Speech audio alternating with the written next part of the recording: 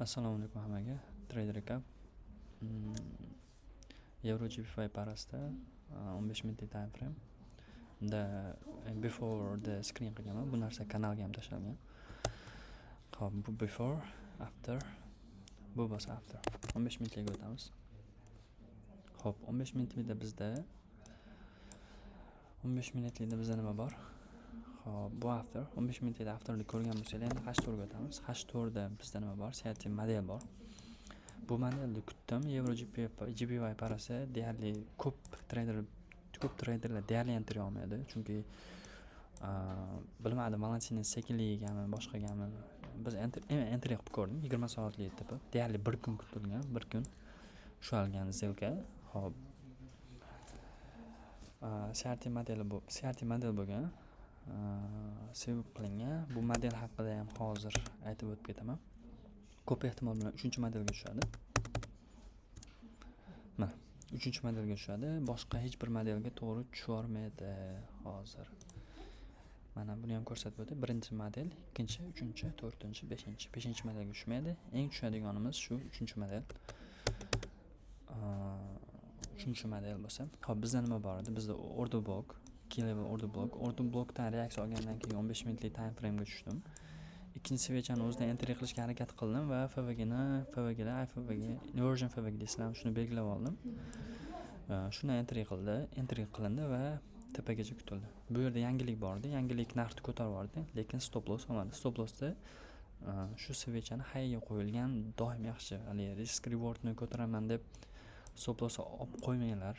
1/3.5 nisbatda ushalgan zelka. Xo'p, bu before. Bu narsa kanalga ham tashalgan, adashmasam. Kanalga tashalgan. Mana.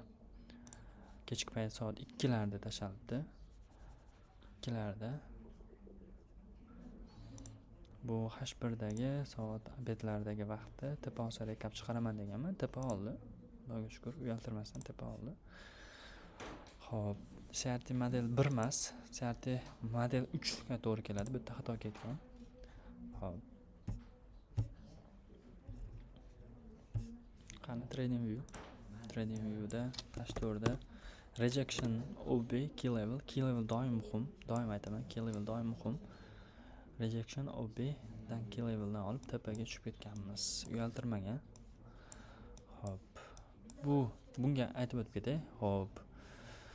Euro GBP parasida bu ikkinchi entry bugungi rekap. Bu birinchi entry uchun necha kun kutilgan bilmayman, lekin bu yerda before ham bor. 4 kun kutilgan deyilyapti. Endi bu yerda buni yonboshiga emas, buni o'ziga olib tushsak, aniqroq ko'rsatib bersa kerak. Mana. Necha kunda stop take profit 7 kun 8 soatda olgan. Take profit juda ham Valentina sekin. Shuning uchun deyarli kam odam entry qilsa kerak-da bunga.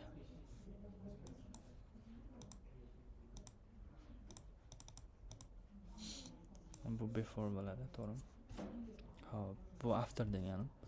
Buni ham before bor, hozir kanalda teparoq deydi, ancha tepada edi bu. Xo'p, Euro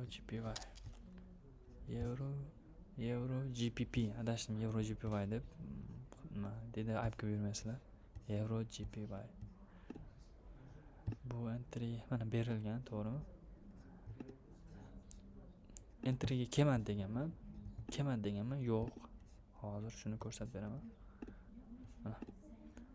Mana. H1dagi bu after. H1ga o'taydi. H1da yaxshiroq ko'rinadi.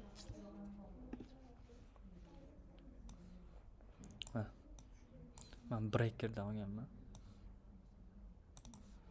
Stop loss. Breaker tepasida. Narx 84.279. Stop loss ko'raylik-da. FVG 50%, mana FVG 50%. Xo'p, shu hozircha shu Euro GBP da ham entry qilsa bo'ladi. No, Valentina juda sekin. 4-3 tushiraylik yana bir marta. Hozirgi pozitsiya bo'yicha ham aytib o'tib ketay. Hozirgi pozitsiya menda entry qidirayotganim bu parada. H4 da Audio Cat shu parada hozircha Seat model borga o'xshayapti. Endi hozir ko'ramiz. Buni ham aniq bu narsa deyish qiyin. Xo'p, qani ko'raylikchi nima bo'lyapti. Xo'p, ancha yurib qo'yibmiz. 2 soat bor bu nima yopilishiga. Nima deydi? Bu switch yopilishiga 15 minutligiga o'tamiz. 15 minutlikda entry qilish uchun zona entry qilish uchun nima endi qayerdan entry qilsa bo'ladi? Hozir shu FVG'ning o'rtalaridan, IFVG'ning o'rtalarida mana shunday BPR desam, IFVG desam, shu yerga narx chiqqandan qiziqib ko'ramiz, qani. Shu yerdagi narxning reaksiyasidan. Xo'p. Hozircha shu pozitsiya ochiq. Buni ham ideyasi kanalga berilgan. Soat 10:35 deyapti. Soat bizda 12 bo'ldi. Qani ko'rsatamiz nima bo'ladi. Hozircha trade recap dan tashqari qo'shimcha ma'lumotlar berib o'tib ketdim. Hozircha menda shu. Be safe champs.